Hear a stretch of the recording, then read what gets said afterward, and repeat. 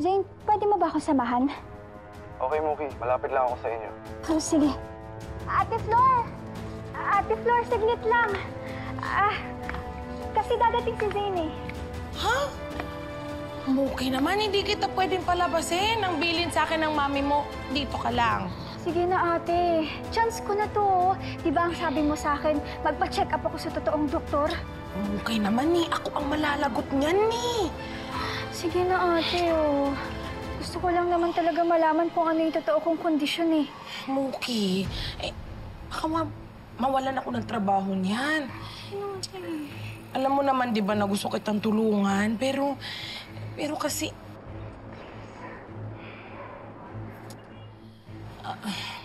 Sige. Papayagan kita, pero sandali lang, ha? Babalik ka din agad, ha? Oo, ate. Kagad, ha? Salamat, ah. Sige. O, ayan na siya. Ayan na siya. Sige, dahan-dahan. Gusto uwi kayo kaagad, ha? Okay. Okay ka lang? Tara. Sige, akin na to. Ako nahawak Ate Flor, dyan. sige po. O, sige.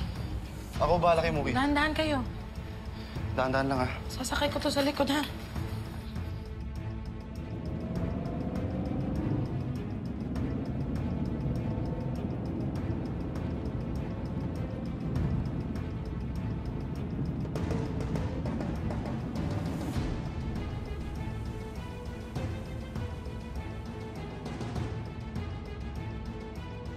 Tingnan mo yung dalawang kotse.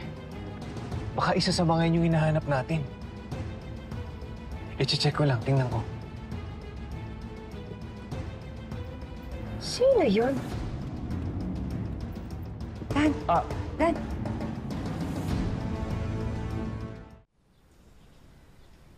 Dahan-dahan lang, Muki, ha? Okay ka lang? Doon tayo. Ingat. Okay.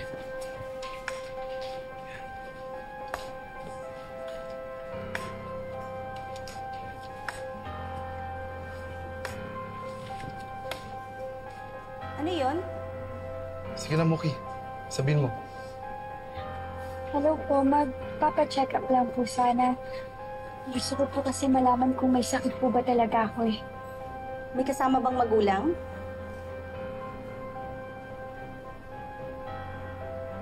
Wala po eh.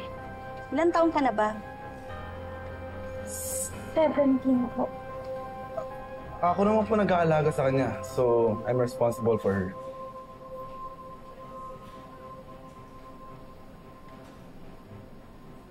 Wait lang, kukuha lang ako ng form.